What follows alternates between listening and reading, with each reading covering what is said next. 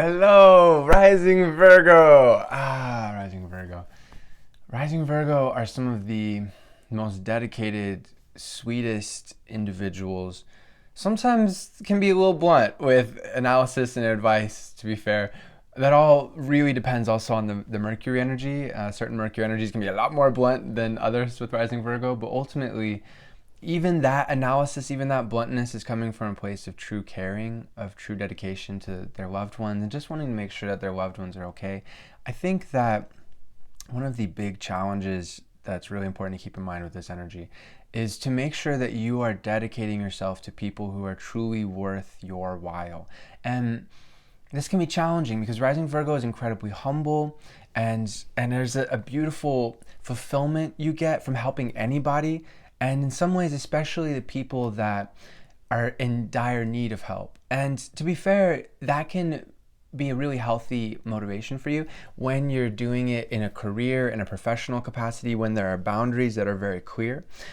It can be a lot more challenging when it comes to personal life with certain individuals that really need to be helping themselves. We all have to be helping ourselves first and foremost. That's how we are designed as human beings. And ultimately, we are most qualified as individuals to solve our own problems because, one, we probably created, or at least in some part created the problems, or even if not, we are the ones who understand our lives the most. We are the ones who understand our gifts. And indeed, facing those problems is how we develop those gifts even further.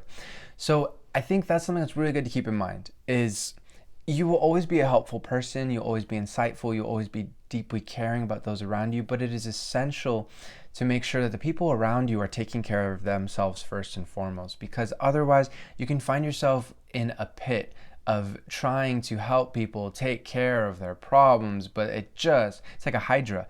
It just keeps rearing its head. You take care of this problem, two problems come up in its stead, People, when they rely on you too much, which is very, very common with this energy, and sometimes something, again, that you might feel a great deal of fulfillment with and purpose, and you might feel like, yes, this is where I belong, this person needs me.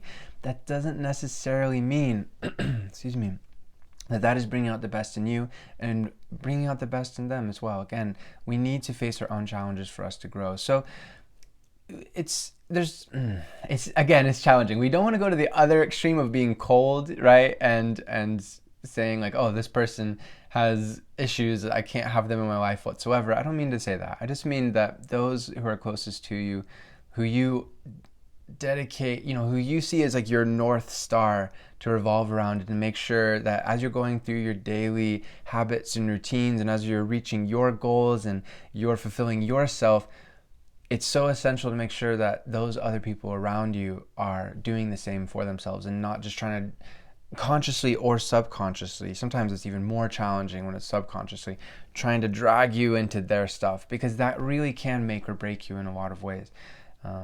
Rising Virgo isn't quite as dependent on relationships as, say, like a rising Libra energy, for example, but there can be that challenge of, especially with those you work with. I think that's a big challenge as well, because rising Virgos tend to be very, very open, very versatile, very able to have a lot of different kinds of skills and work with a lot of different kinds of people, and that can be really lovely, especially when younger. But at a certain point, it's really important for you to keep challenging yourself, to keep moving forward, and that does go for love life as well. Not necessarily like to keep challenging and moving forward to new people, but to be with somebody who really does handle their stuff so that you're able to work together on joint projects. I think that's one of the greatest joys with this energy is you just like working on things with people that you love. You're a gardener of beautiful projects as well as gardener of people, and trying to help people to blossom and to grow more than ever.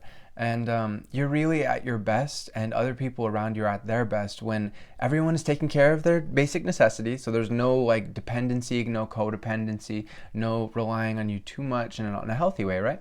And you're all able to then grow and just keep learning and keep, oh, it's wonderful, And if you're not in a relationship, then as long as you just stay focused on your growth, then eventually a relationship will naturally happen. Where as long as you're keeping those boundaries healthy, then you'll find somebody and it'll all work out. But again, first and foremost, whether you're in a relationship or not, stay focused on your own needs, on your own goals, your own skill development, because that is where your foundation will be, and will make everything else so much easier in life. There's so much more to talk about. I have books available in the description. One book, Astrological Natal Chart Placements, Volume 1, Sun, Rising, Moon. We'll go far more in depth into Rising Virgo. And as always, I'm doing readings. I'm happy to read for anyone who is open for a reading, whether they have questions or no questions. I just want to see what's up. And the About section is also info again to contact with me for that. Infinite love to you, my friends. Namaste. Peace.